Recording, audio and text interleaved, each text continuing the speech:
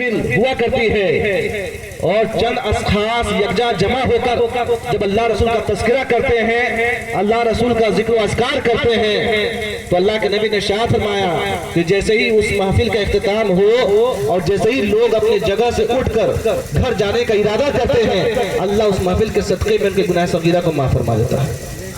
تو اللہ کے نبی نے ارشاد فرمایا یکجا جمع ہو کر، تو جو لوگ یہاں وہاں بیٹھے ہوئے ہیں ان سے ہم گزارش کریں گے کہ آپ لوگ سامنے کی جو کرسیاں خالی ہیں آپ سامنے بیٹھ جائیے۔ میرے بعد مختصر وقتوں کے لیے میں حاضر اسٹیج آیا، میرے بعد آپ کو اصل تقریر آپ کو حضرت سے سماعت فرمانی ہے، لہٰذا آپ جمعی کے ساتھ کچھ منٹ ہی صحیح میں بارہا کہتا ہوں کہ مشکات کی پہلی حدیث ہے انما الاعمال بالنیات، عمل کا دار و مدار نیت پہ ہے۔ محفل چاہے 5 منٹ کی ہو یا 10 منٹ کی ہو یا آدھے گھنٹے کی ہو یا 5 گھنٹے کی ہو، محفلیں ہوا کرتی ہیں اور اس میں بیٹھنے والا انسان خوش نصیب ہوتا ہے۔ بد نصیبوں کا یہاں پہ کیا کہا، بد نصیبوں کا یہاں پہ کیا کہا، لہٰذا آپ اپنے اندر خلوص کا اظہار کیجئے تاکہ یہ بیٹھنا بھی عبادت ہو جائے اور کل قیامت کے دن یہاں کا بیٹھنا آپ کے لیے مغفرت کا ذریعہ ہو جائے۔ اس لیے کہ یہ کسی نیتا، سیاستدان، کسی پولیٹیشین کی محفل نہیں ہے بلکہ یہ رحمت دو جہاں کی محفل ہے۔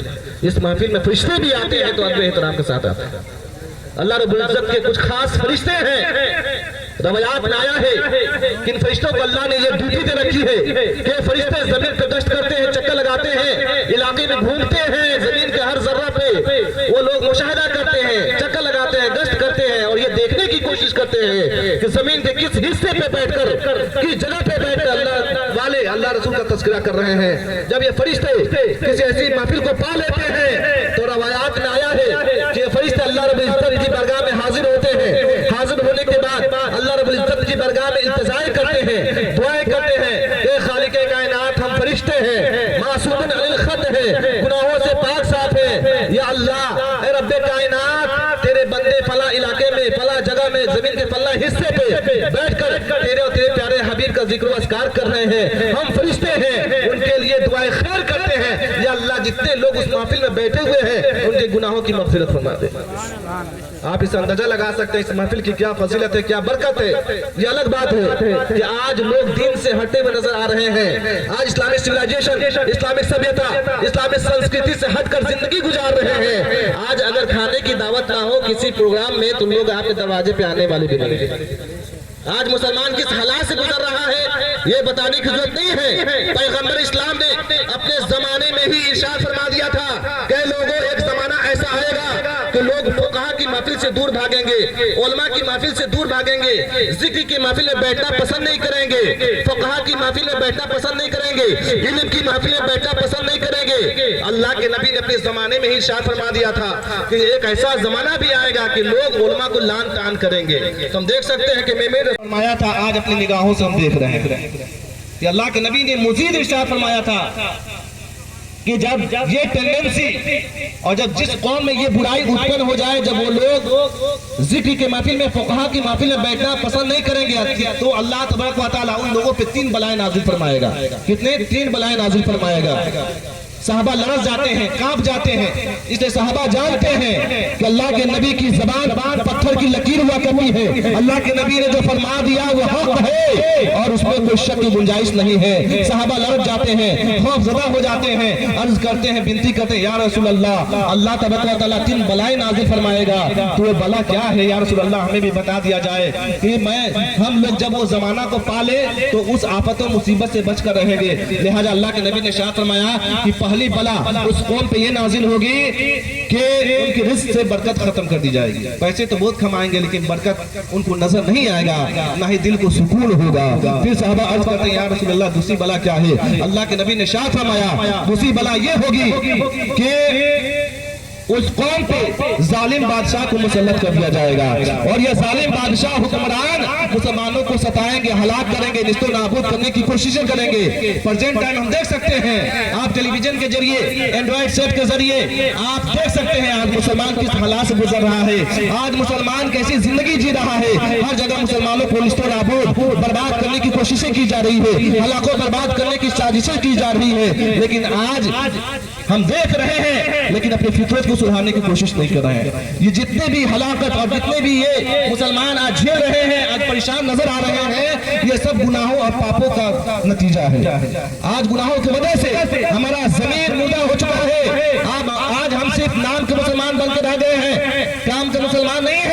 You know better about yourself. آپ لوگ اپنے اپنے گریبان میں جھانک کر دیکھیے کہ ہم مسلمان تو ہیں لیکن مسلمانوں کے جیسا نہ اٹھنا ہے, نہ بیٹھنا ہے, نہ چلنا ہے, اور نہ ہی گھر کا کوئی ماحول یا سسٹم نظر آ رہا ہے. بتانے کی ضرورت نہیں ہے. اور ہم جس علاقے میں رہتے ہیں, ہمارا علاقہ کتنا ترقی یافتہ ہے, تہذیب یافتہ ہے, یہ بھی بتانے کی ضرورت نہیں ہے. آج لوگوں سے اگر پوچھ دیا جائے کہ فرائض نماز کیا ہے, شرائط نماز کیا ہے, تو علماء کو چھوڑ کر اور علم و ادب کے جو جانکار ہیں ان کو چھوڑ کر عام آڈینس سے پوچھئے گا تو انہیں بھی معلوم نہیں ہے.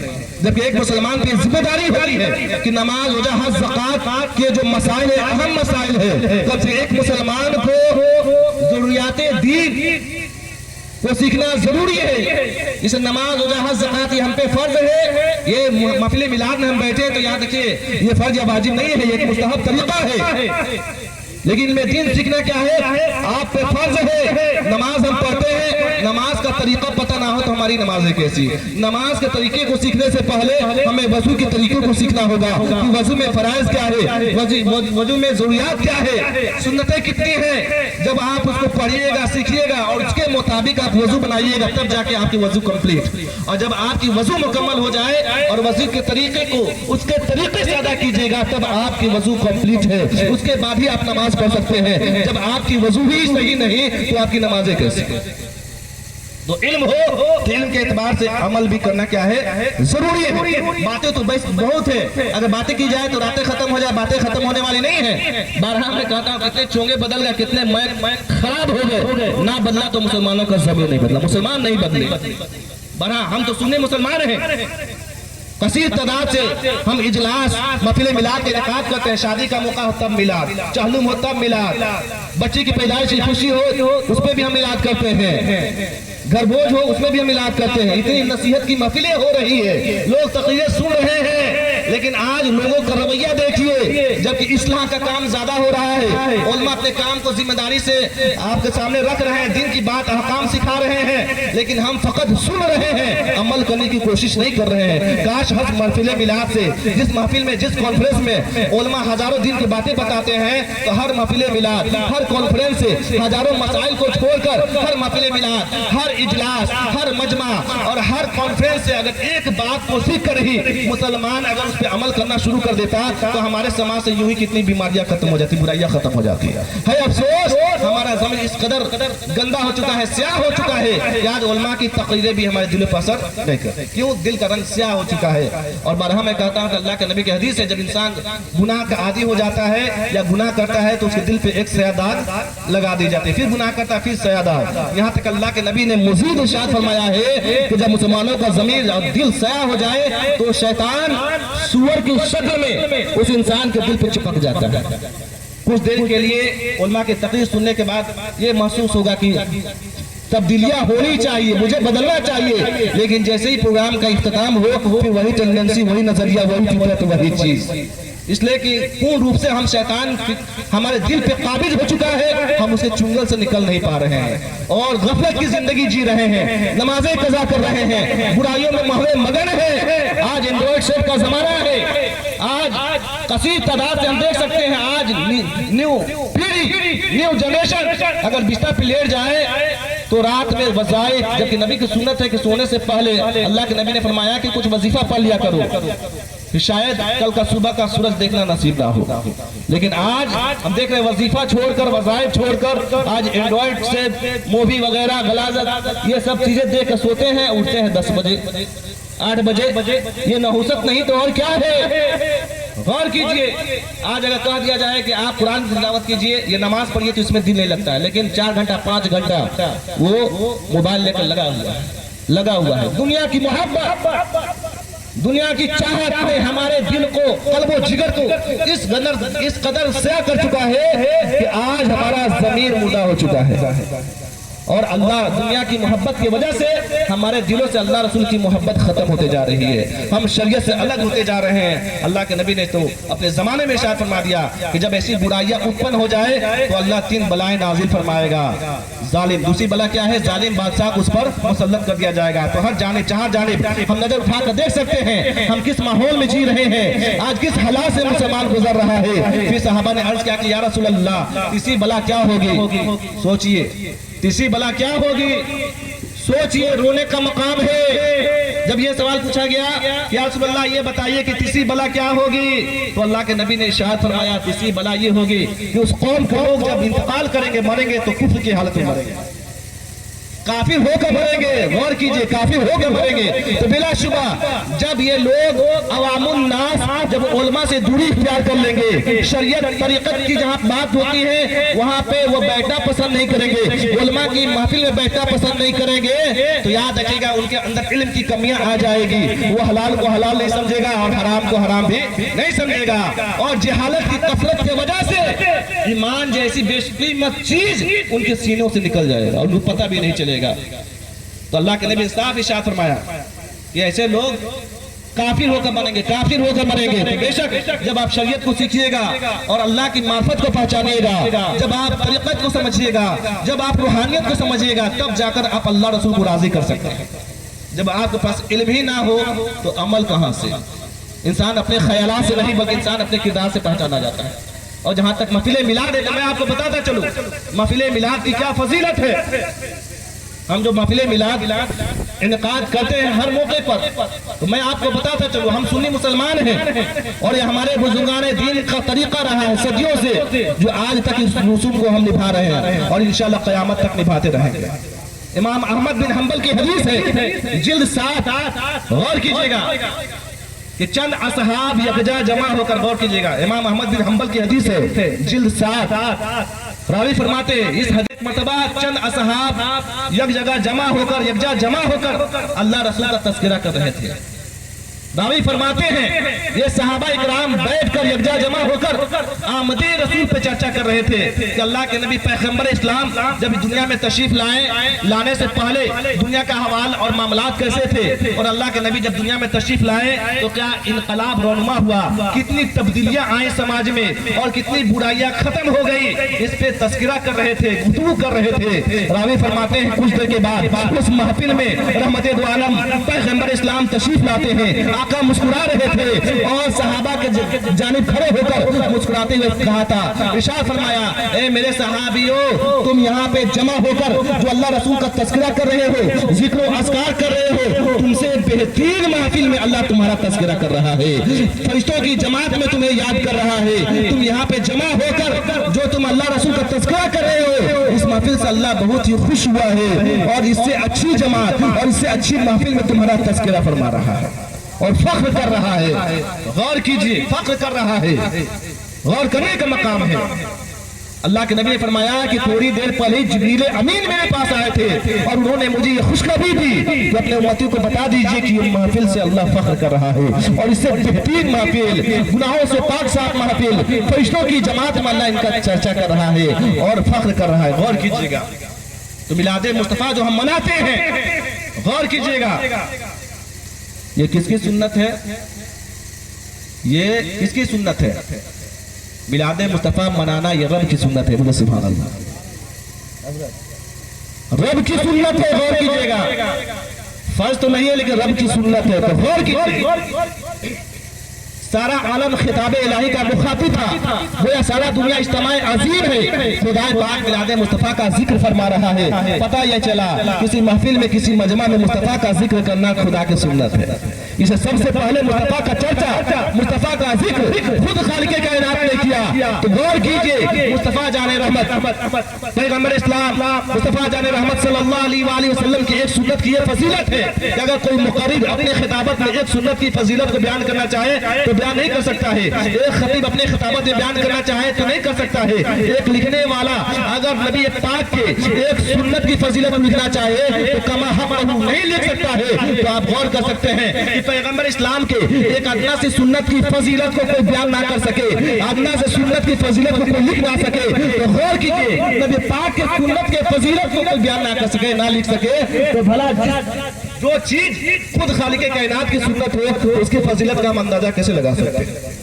تو بے شک جو سچا عاشق رسول ہوگا اس کو سبحان اللہ الحمدللہ کہلوانے کی ضرورت نہیں ہے۔ اس سے جو سچا عاشق رسول ہوگا، نبی سے محبت کرنے والا ہوگا، جب نبی کی پیاری اداؤں کے بارے میں سنے گا، جب نبی کی باتوں کو سنے گا، نبی کے کردار کو سماعت فرمائے گا، نبی کے خیالات کو سماعت فرمائے گا، نبی کے طریقے کو سمجھے گا، تو یقیناً عشق نبی میں ڈوب کر سبحان اللہ الحمدللہ کہنے پہ مجبور ہو جائے گا۔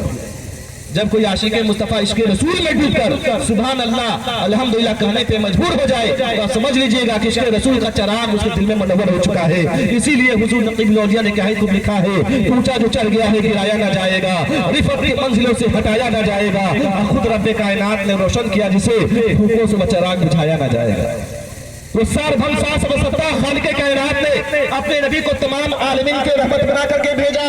ہمیں اور آپ کو اسلام کے سسٹم کو سمجھنا ہوگا۔ پیغمبر اسلام کی ذات بابرکات اپنے صحت طیبہ کے وسیلے سے جملہ بشری کا ایک ایسا نمونہ عمل پیش کر دیا ہے جس کی اتباع میں بنی نوع انسان کی بھلائی اور شرافت نفس کا راز پوشیدہ ہے۔ ایسا تہذیب و تمدن نہ کسی قوم پہ حاصل ہے اور نہ کبھی حاصل ہو سکتا ہے، یہ فخر صرف مذہب اسلام کو حاصل ہے۔ تہذیب یا تمدن، شریعت یا روحانیت اس عالم و رنگ و بو میں مہر خورشید کی درشانی ہو یا دریا کی روانی ہو یا موجوں کی طغیانی ہو یا نسلوں کی افزائش ہو یا جلوہ زار حیات کا شباب ہو یا انسانی قدروں کا گلاب ہو، شب و روز اٹھنا بیٹھنا چلنا پھرنا، شادی غمی موت حیات وصل فصل تمام کے تمام بشری حیاتیاتی صداقتوں کے ساتھ اسلام میں موجود ہے۔ اگر اس سے الگ ہٹ کر، اس سسٹم سے الگ ہٹ کر اگر کوئی مسلمان اپنے آپ کو مسلمان کہتا ہے تو کسی فریب سے کم نہ ہوگا۔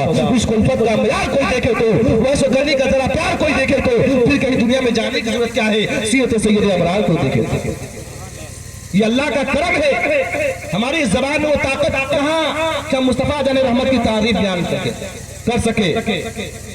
پورے کائنات کے لوگ مل کر، ہر ذرہ مل کر اگر مصطفیٰ کی تعریف بیان کرنا چاہے تو کوئی بیان نہیں کر سکتا ہے، محمد کی میم کی بھی تعریف بیان نہیں کر سکتا۔